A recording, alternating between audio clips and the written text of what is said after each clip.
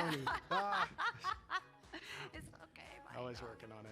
That's okay. That's great. All right. All right.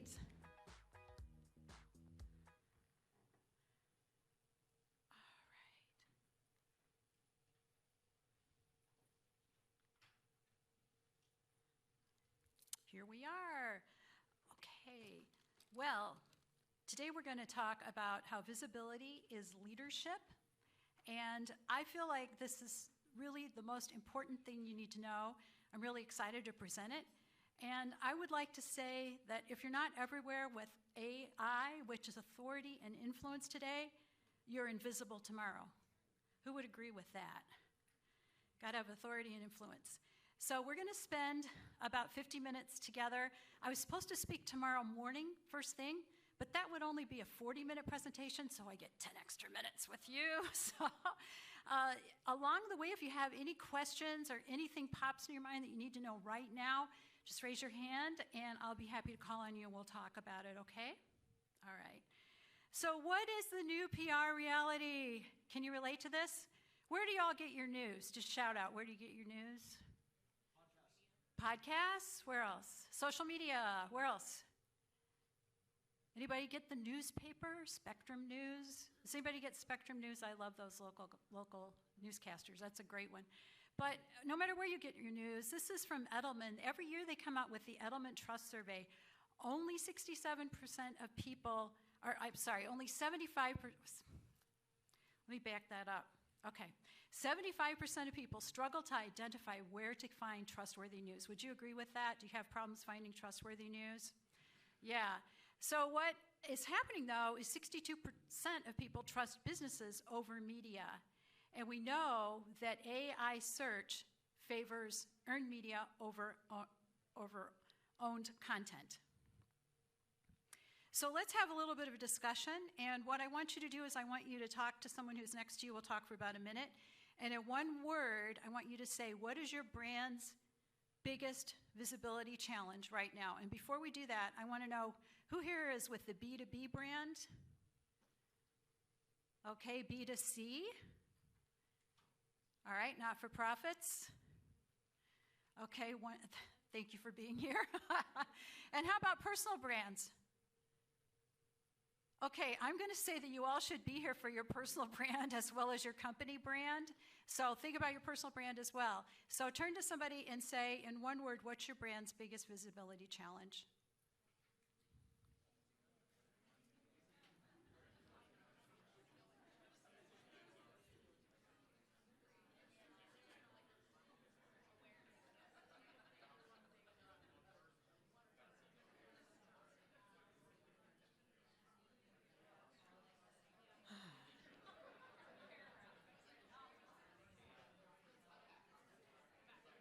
Okay, so what are some of our biggest brand challenges? Just shout out your brand challenge. Exposure? Budget. What else? What? Scope. That's a good one. What else? Biggest brand challenges? Regulation. What industry are you in?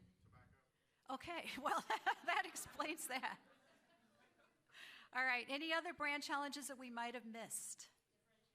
Differentiation. It's real. Clear direction. Any others? Okay. All right. Well, those are a lot of challenges. So no matter what your challenge is, this is what I want you all to consider, is your investment in public relations. So who here has a line item for public relations in their marketing or PR budget? 1, 2, 3. Okay. A lot of folks do. And why does this need to be your biggest imperative right now? This is from Christopher Penn. Christopher Penn has a newsletter that comes out every Sunday called Almost Timely News. And I was honored to present 2 presentations on public relations and AI for PRSA Charlotte. And I was just excited to get, the opportunity. And then I started doing research, and I saw that PR really is the future. It really is. And I said, oh my gosh, you guys, you're really in the right place. So what Christopher says is if you care about AI understanding your business and recommending you, then your biggest investment should be in public relations. And I was thinking, boy, I wish he'd write something before my presentation. So on July 6th, he came out with this episode, Almost Timely News, Generative AI Use Cases in PR. So you should go, you can watch it on LinkedIn. I guess it's 48 minutes. If you do get his newsletter, I will tell you he is super, super technical, which for some people is going to be really exciting, and other people are going to be like, wow, that's too much. But even if you could just take the flavor of what he's saying, it's going to help you so much. So anyway, I want you to start thinking about PR, and we are going to get into some numbers later on. And I do want to invite you, I don't know if anybody, does anybody here need protein? Because I do have protein bars at my booth. Okay, sir, do you want to come and get one? You can have one. They're 10 grams. And they're from Harris Teeter. These actually are from Aldi, but Harris Teeter has good ones too. So if anyone else wants more protein bars, I have them, because I feel like you go to these things and, sometimes you just need more. And I think PR is like protein too, So if anyone else needs one, just feel free to come up. I have a couple more, and I have more at my booth. Okay, so our playbook for today is the Wired PR strategy in 5D. Honestly, this is a lot. We can't get into all this, but it's what I do for our clients. Back in 2006, I decided to start a blog called Wired PR Works, and it was kind of like, after doing all this work in marketing, I just knew there was one thing that really broke through, and it was PR. But, I thought, that's just me talking, and now here I am all these years later, 1,200 articles later, and that's the whole blog. It's about words, intentions, routes, experiences, and design. That's our frame. But today, we're going to focus on the 5D PR system. And the 5D system is digital, direct, dynamic, data, and distinctive voice. So that's all we're going to focus on. And then we're also going to just understand that there is a foundational umbrella above us, which is PR. And PR is squared. I think about it as personality plus AI, plus resonance times reputation. So are you all ready to get into that? Okay, so this is digital AI as your PR lens. 67% of PR pros use AI, but only 30% feel confident. Who here uses AI?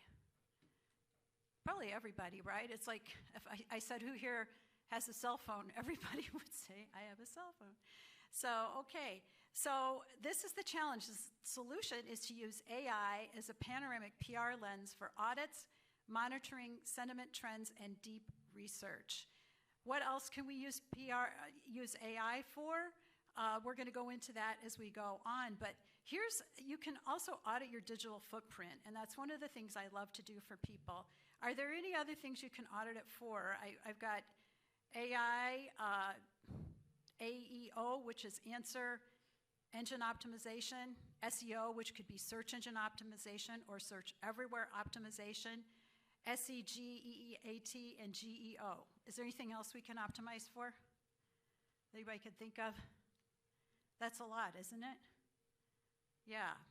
So what we want to do is we want to do the audit here for you and for your competitors. Have you asked AI to find out what it knows about you or your brand? Have you been surprised by what comes back? And you can use it for your competitors too. So this is one of the first things I would ask you to do. And I remember when AI first came out, I asked it if it knew who I was. It had no idea, doesn't know Barbara Rozgonyi, but it knew my business, which surprised me.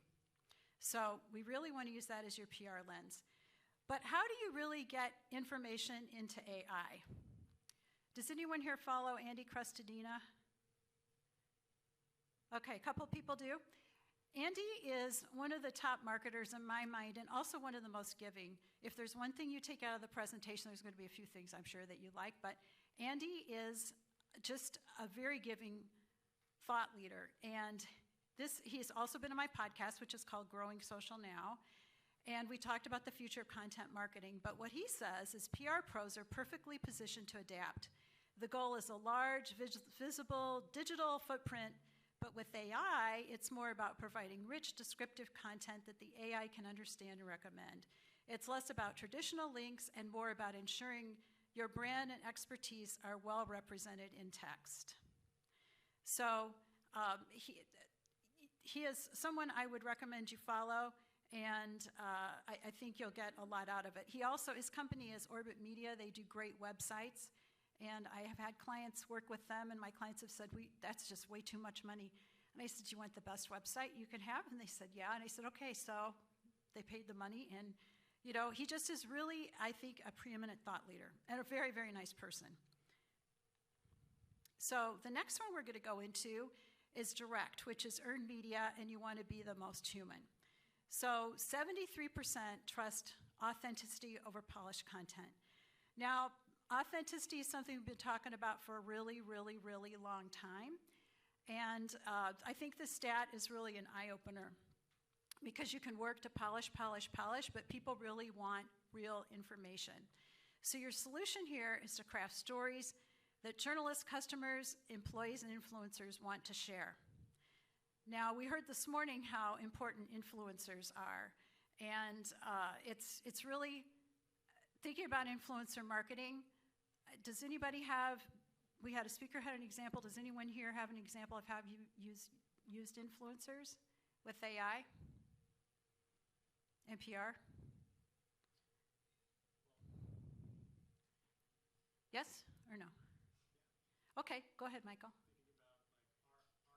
Talking to some of the different exhibitors and the different speakers for this conference, and using AI to be able to take interview clips and then using those to be able to help disseminate those basically out to potential speakers and audience members that are coming out to this conference.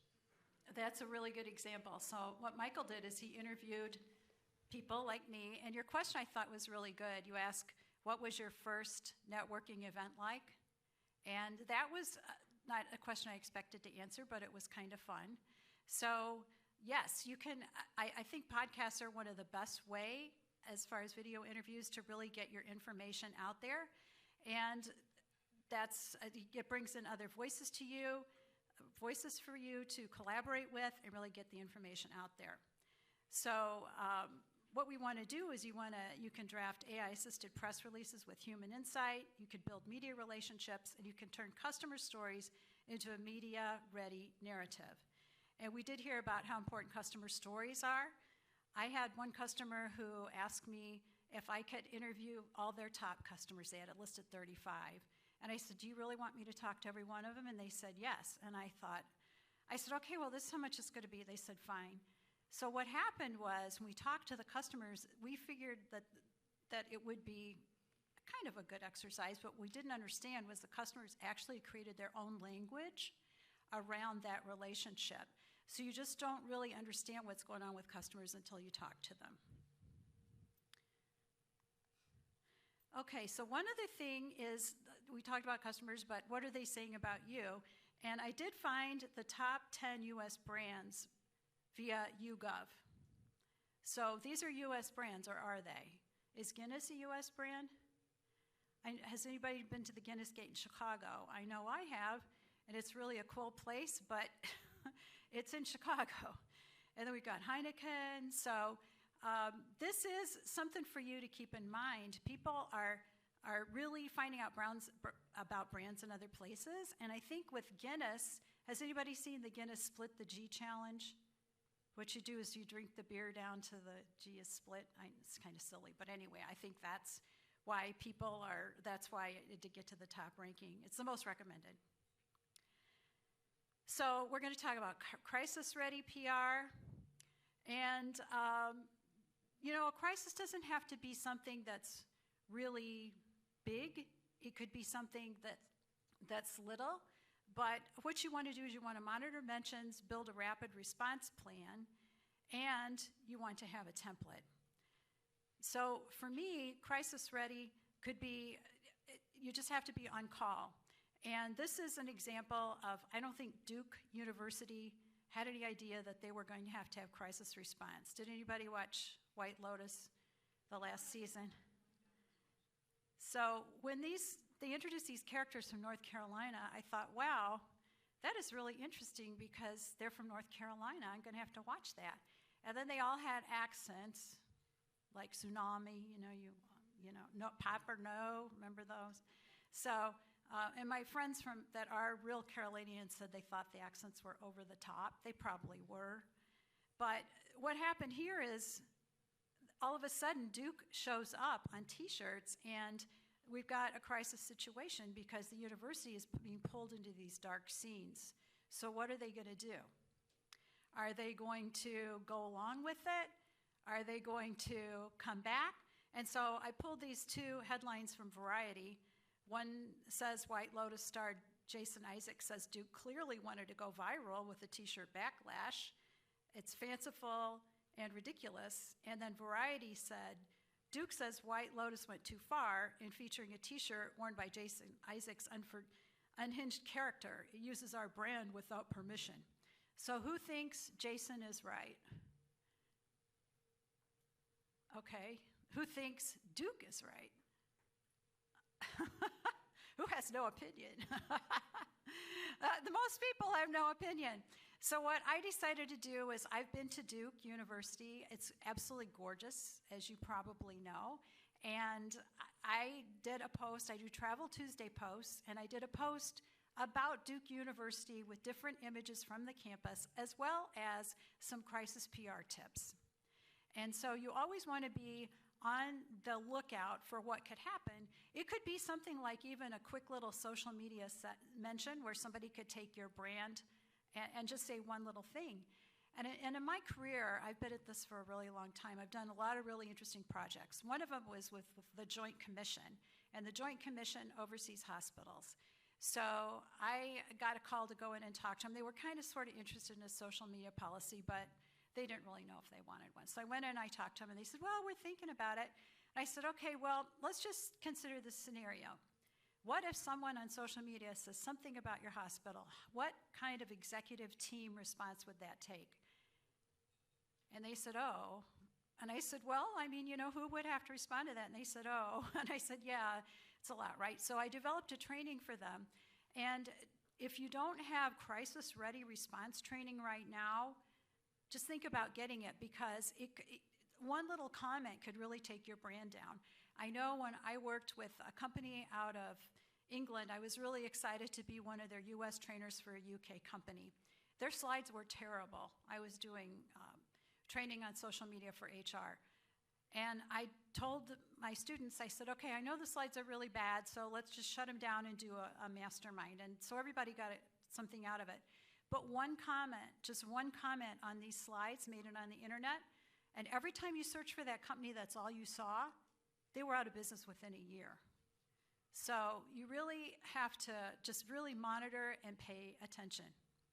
So does anybody have any questions or anything they want to share at this point? I'm going to stop just for a minute. Yes.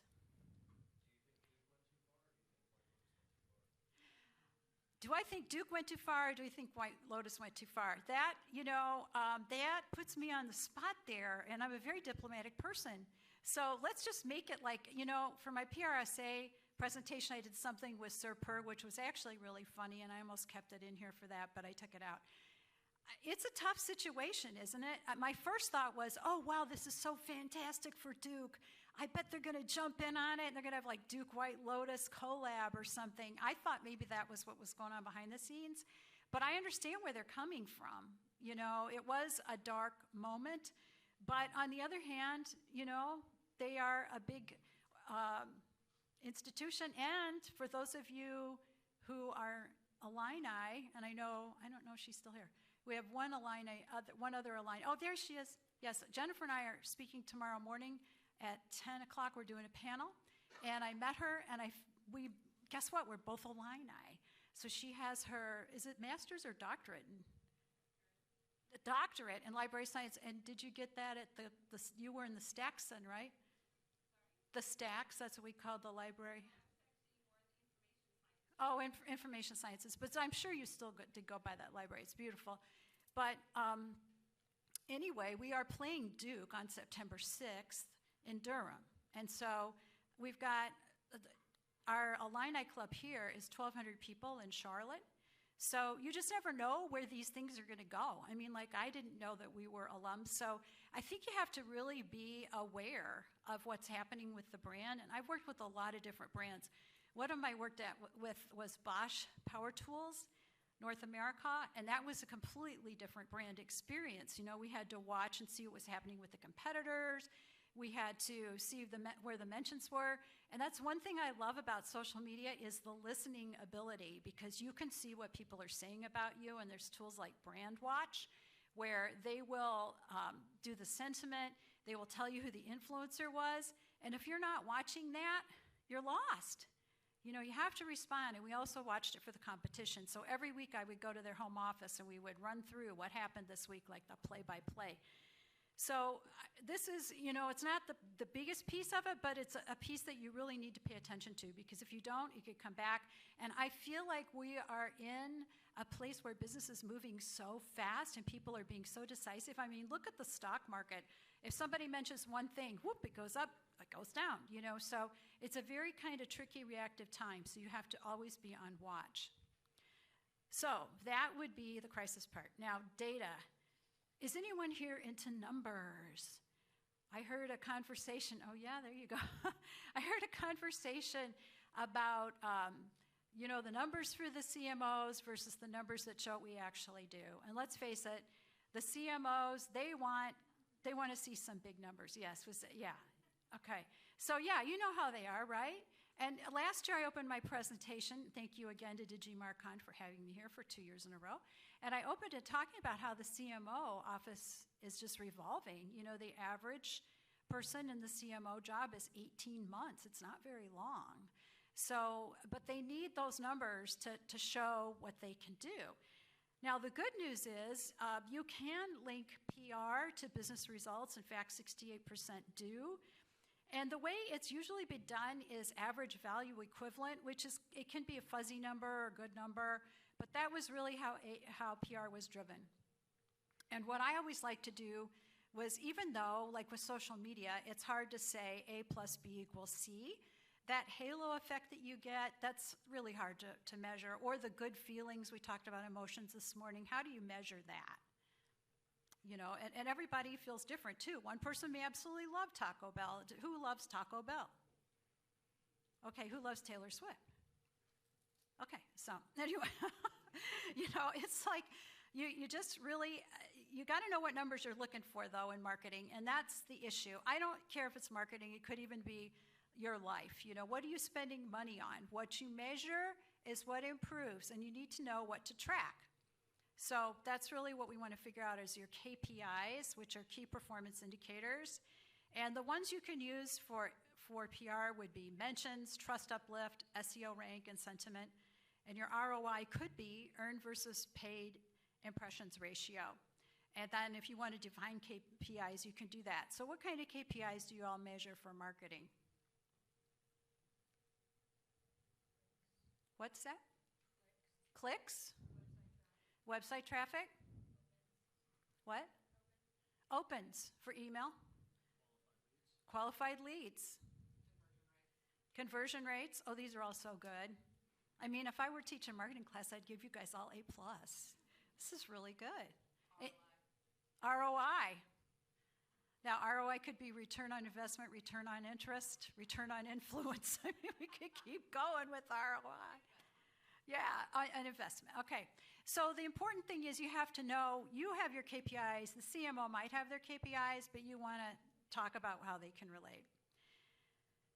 This is a stat I was kind of surprised to find, but if you're doing ads, that's okay, but if you're doing branded mentions, that's 10 times better. You get 10 times more visibility with branded earned media versus paid ads.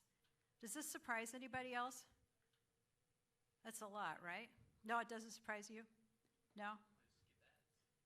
You just skip ads? Okay, well, you know, that's a good point, because we have ad blockers. People skip ads. What's the ad? Can anybody recall an ad that they really liked that they paid attention to? The Heinz commercial with the dachshunds. You know what my favorite one recently was? Has anybody seen the Ottawa, Canada ad? Yeah, that is so good. So a guy walks into a hotel and she says, "Where are you from?"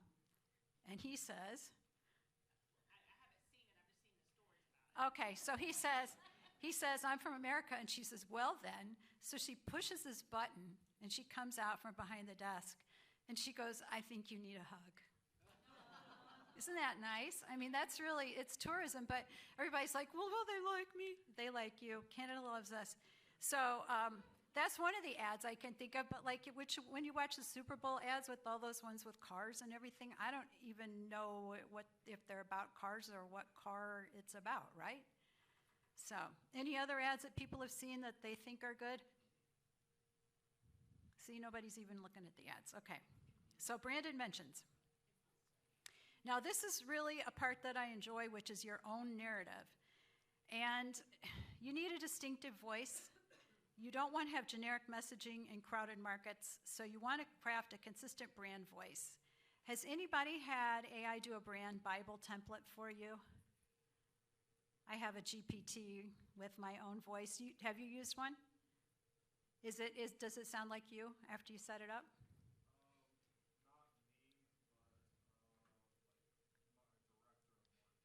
Oh, okay. You're director of marketing. That's good. And what is your brand? Funny, punny. And what do you get? And what business are you in? Textile manufacturing. Which company is it? Oh, wow. I used to be. Oh, wow. I was the director. When we moved here, we moved to Charlotte from Chicago very turbulently over 3 weeks in 2019, and I got here and I wound up being a director of PR for companies in High Point. I had 3 furniture manufacturers, and so one of the things I had to do was I had to write press releases with personality about objects. So I was like creating these personalities for chairs, and I'm sitting back going, this is kind of, it's okay, but I mean, I'm like really getting into this. So my son's name is Peter. Peter is a skateboarder. He's moving from Chicago he's moving to St. Pete, so we're going to go and say goodbye to all 3, not all 3 of the kids, but Thursday we're going to go to Chicago. So anyway, I was thinking about Pete when I wrote the story about Pete the chair. So I sent out the press release on behalf of the company. The Wall Street Journal calls me up, and they're like, hey, we want to feature the Pete chair. And I was like, really? And they said, yeah. So I called my client, and I said, could we get a Pete chair? The Wall Street Journal wants to feature the Pete chair. And they said, well, it takes 6 weeks. We'd have to make the chair. So I called the Wall Street Journal. I said, thank you so much, but it's going to take 6 weeks. So I guess not. And they said, well, doesn't a dealer have the chair? I mean, it looks like a really popular chair. So I called them back and I said, hey, don't you have a dealer that has the Pete chair? No, it takes 6 weeks to make a Pete chair. So it never made it into the Wall Street Journal, but it always made me feel good to know that I wrote a good enough story that the Wall Street Journal wanted to feature the chair. So that was a great job, went away with COVID, but anyway, I love everything that's going on in High Point. It's just really fantastic. So you want to have a consistent brand voice across all channels, and some of this stuff might be no-brainers for you. I do feel like having the brand guide, if you have the GPT, that will really help out. So what I did was I went to my blog. I have 1,200 articles, pulled out the very best, and I said, give me my tone. And it was really nice to see how it analyzed who I was. So try that. Then define words that capture your brand's personality. And you said yours were punny, funny? Friendly, welcoming, and sarcasm. Yeah, that's good. Yeah, I mean, people like that. What's that? A sassy friend. I went to the American Marketing Association's program, Brand Smart, if you want to go to like a big brand conference every April in Chicago. So I went this year. They had Kohl's presenting about their Sassy Kohl's Mom campaign, and it was like that. A lot of great feedback. So would anybody else want to share 3 words that define your brand's personality?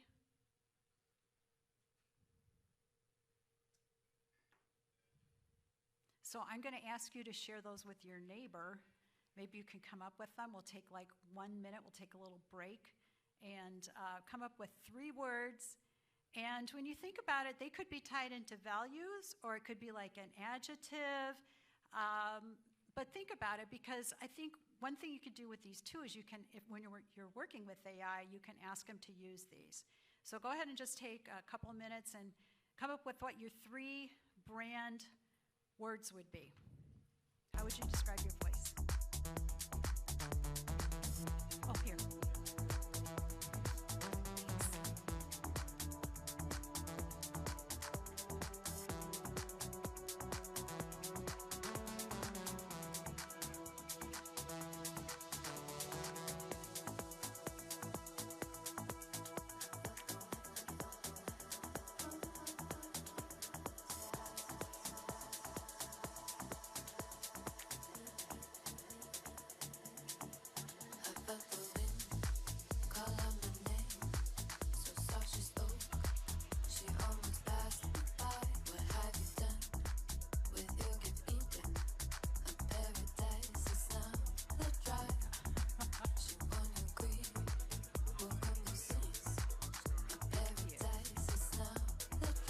Okay, who wants to share their 3 brand voice takeaways? Michael is going to bring the microphone to you.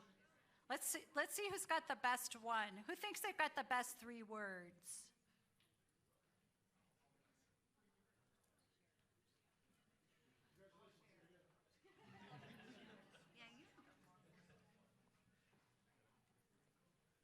Okay, so I thought about 3 words. Okay. So I work for Orange Business. They're very bold, they're techy, and they're innovative. So if you think about people that are always looking for the next thing, whether that's AI or how to build a smarter network, that's what we do. Okay. That's great. Orange is also the color of the Netherlands.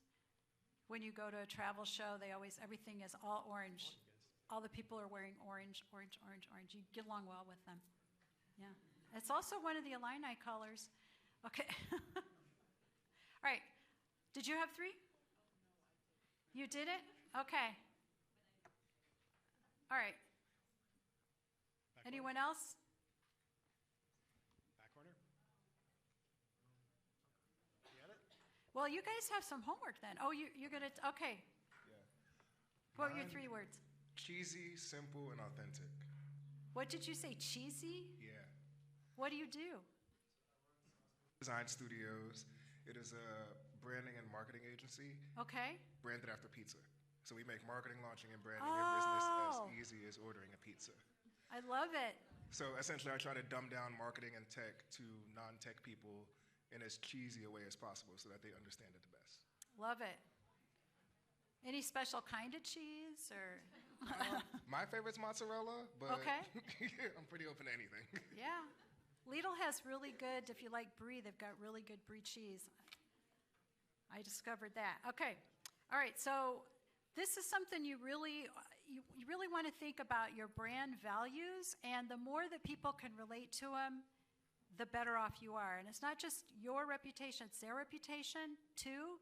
And let's face it, some of you might say sassy friend, another like a financial institution, maybe they would want, that might not work so well for them. So you really need to get with what clicks with you. Okay, so our goal is to go from being blurry to brilliant, and you don't want to be a supporting actor in someone else's script. You want to be the main character in your own story. And this is really, we're going to go into a case study. It's all about me. I don't really like to, I'm really kind of a humble person, but I do feel like if I could get really great results, I should share them, right?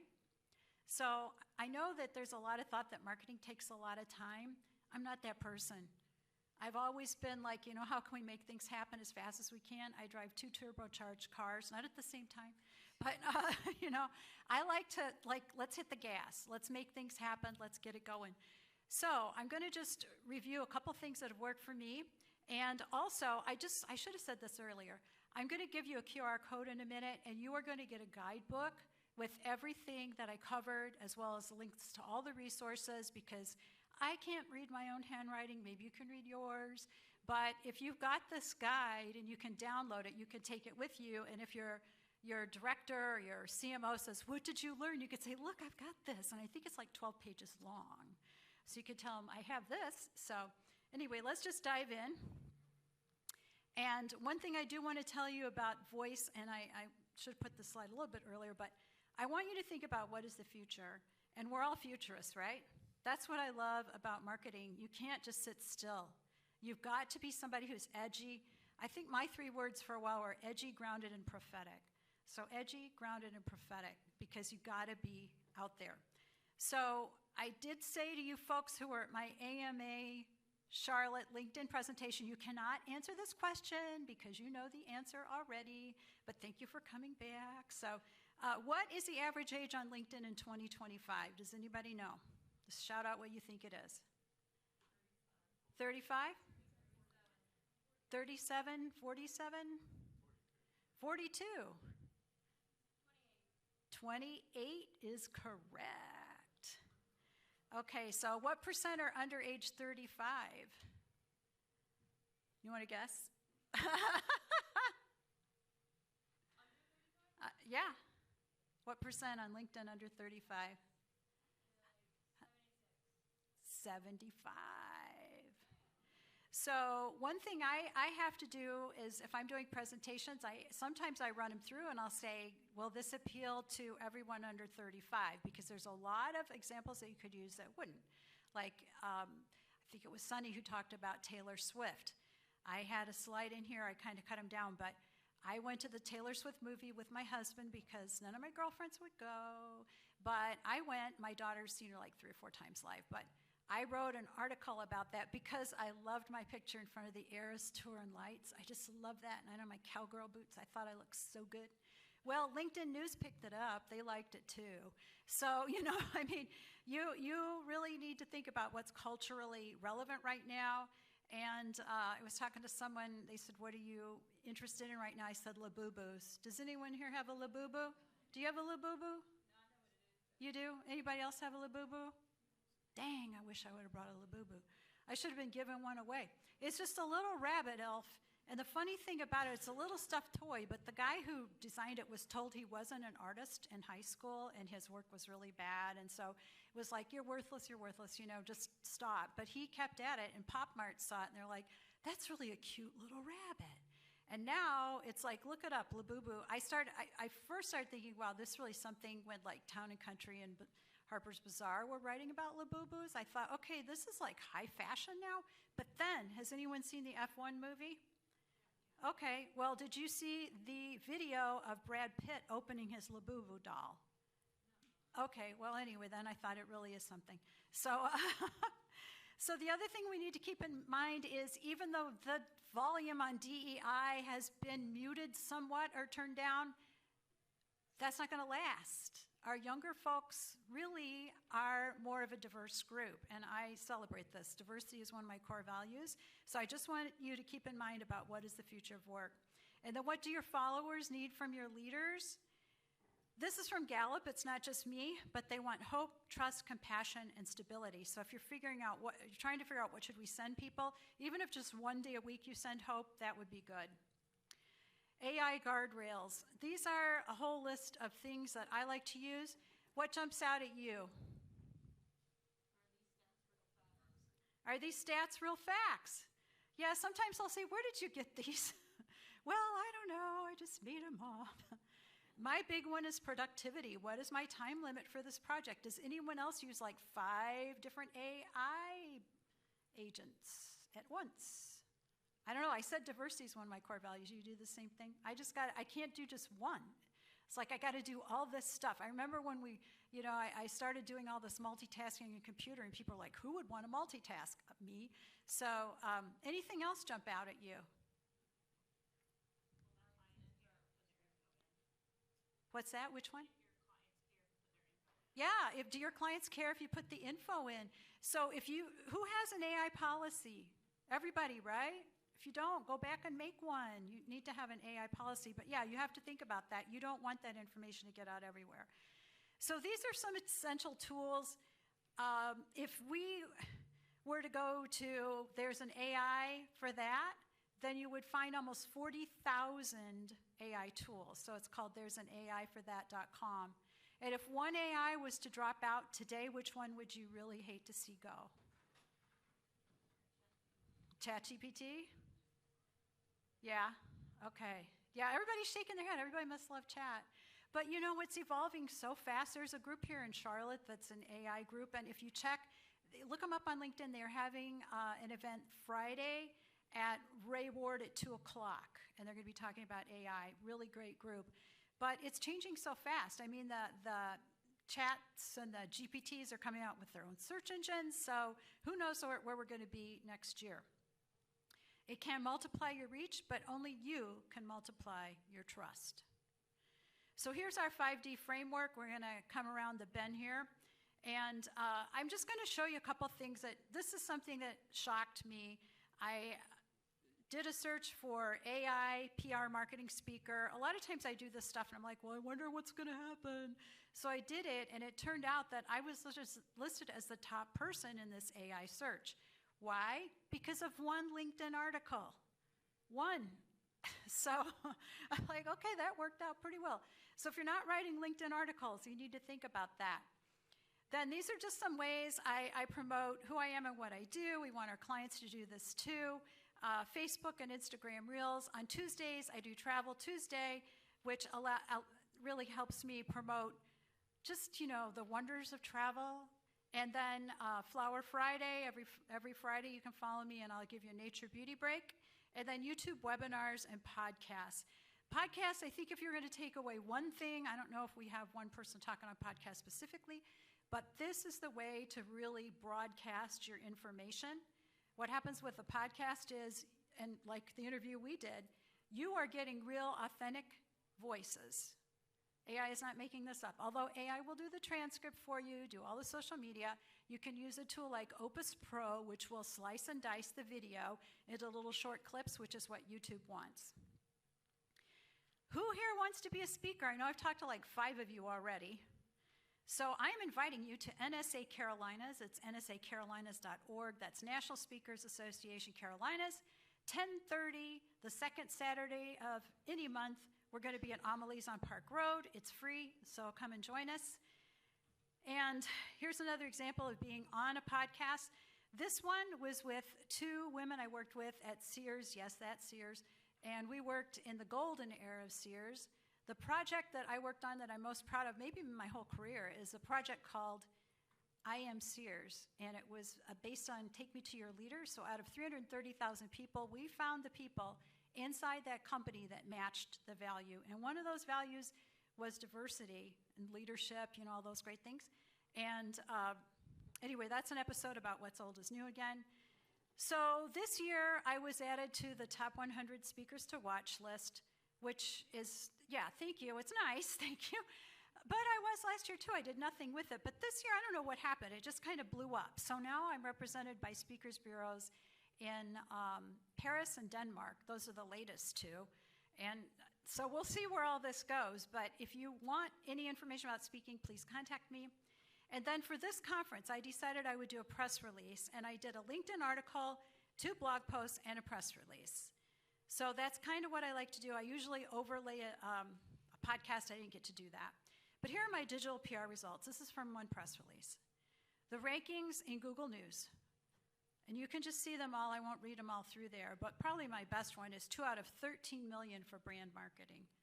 How long do you think it took me to get those results?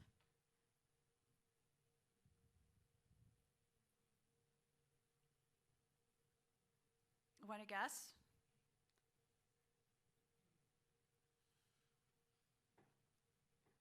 How long do you think it would take if you were going to buy ads to get those results? I guess you put money into it. Anyway, this took about 2 hours. So when I move fast, I move fast. It went out to 1,252 news sites, and the estimated average value for being on all these news sites, and honestly, I've never done this before in any presentation. I've never, ever put numbers on anything, but I thought, what the heck, let's try it. So I asked AI, how much would this be? That's the estimated value from one press release. And you can see here, this is the Google index. So I'm on all kinds of TV stations and big media houses. So the PR ad value estimate, and honestly, this is like a huge number, but I think as marketers we need to think big, maybe not about spending, but about what our value is. And this really did blow me away. And I'm going to be honest, I cannot scientifically prove it. I can't say these results happen for everyone. And this was for Google News, not Google, so I'm disclaimer. But I'm still very excited because I'm like, wow, look at that, you know? So here's the real world value of our visibility is the Google equivalent ads budget is $27,000 a month. That's via ChatGPT. And so those are 4 terms that you could use if you wanted to use the ad terms. So today it's not just about traffic, it's about future visibility. Google ads drive clicks, but only while you pay. And so my system, Wired PR and 5D, achieves immediate visibility, mentions and links that can contribute to SEO, long-term credibility signals, and support for entity recognition in platforms like Google AI Overviews, ChatGPT, and Perplexity. So here's the takeaways. This is what we learned today. Digital, use AI tools to amplify brilliance. Direct, human stories spark trust. Dynamic, be crisis ready at AI speed. Data, show trust uplift and ROI. And distinctive, craft a lasting, authentic voice. So here's your brilliant leadership challenge in 3 weeks. Week 1, audit your digital footprint and content gaps. Week 2, align your brand voice in your 3 words and come up with a crisis template. At week 3, amplify, pitch 1 media story, and set up tracking. So I think we've all learned that visibility isn't optional anymore, it's leadership. And I'd like to ask you, what's the one bold move you'll make this week to multiply trust and visibility before AI and PR and search rewrites your leaderboard? And then this is the code. If you scan this QR code, you'll go to the site called Talkadot, and you'll be able to download the presentation guide, and you'll also be able to give me feedback, because I do 3 things. I speak, I do strategy, and I do systems. And so this is really something I enjoy, is sharing information. I hope you've enjoyed the presentation, and we do have a few minutes for questions, and I do have a booth out there. If anybody wants a power bar, come see me. And so I will take questions now.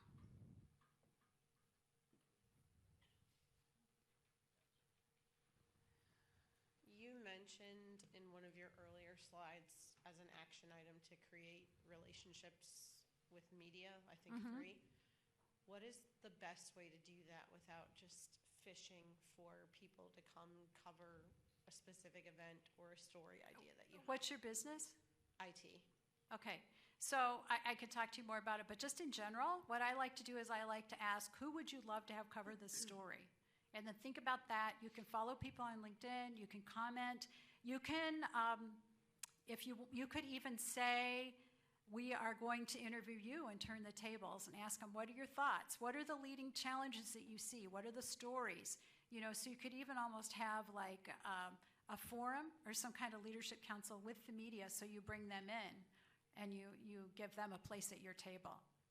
But yeah, the other thing is I would look at Muckrack. Muckrack has profiles on every journalist, and so you can look there and see what they're covering. But you want to get to know them, and it's just like anything else. You know, I think PR can also stand for prioritize relationships. So how can you show them that you're a person? And the best relationships I had with media, I mean, I would get media who would call me and they'd say, we know you don't cover this, but we know you know who would. Who could we talk to about whatever it is? So does that answer your question? Okay. Other questions? Yes. You already spoke about a few, but could you provide a couple of unique, like outside-the-box examples of how you utilize AI to maximize your day-to-day? Okay, so there's a lot of things. I mean, we could talk about work. I could go on and on about how I use it for creativity. One thing I found that's worked out really well is I say, act as an arrogant critic. And so when I say act as an arrogant critic, then it will come back and it will be like, well, this isn't going to work. And, you know, so, or devil's advocate. So I love to turn the tables. I think that's a really good way to do it. On a personal level, I've used it for a lot of things. I entered a chili cook-off contest and I won 2nd place thanks to an AI recipe. So, and I can't tell you all the stuff I use it for. I can tell you that the number one thing people use ChatGPT for right now is therapy. It's not business. Yeah. Other questions? All right. Yes, there's one back here. Our pizza guy, Mr. Mozzarella. When you're writing your LinkedIn articles, how different is the content from what you would put in a blog post? Okay, it's going to be a little bit different. I'm going to go fast because, and I can talk to you more at my booth, but my blogs are all on WordPress. So, you know, you've got your header, you've got a meta description, but a couple of the commonalities are with whenever you write anything with AI, you want an AI summary up top. So it's right there for AI to find it immediately. On a blog post, you want FAQs and images on both. Okay, well, I hope you all found value, and I hope you're all going to become PR pros because honestly, Wired PR works, and if you want to turbocharge your marketing, your numbers, your visibility, and your brand, hit the Wired PR work system. Thank you.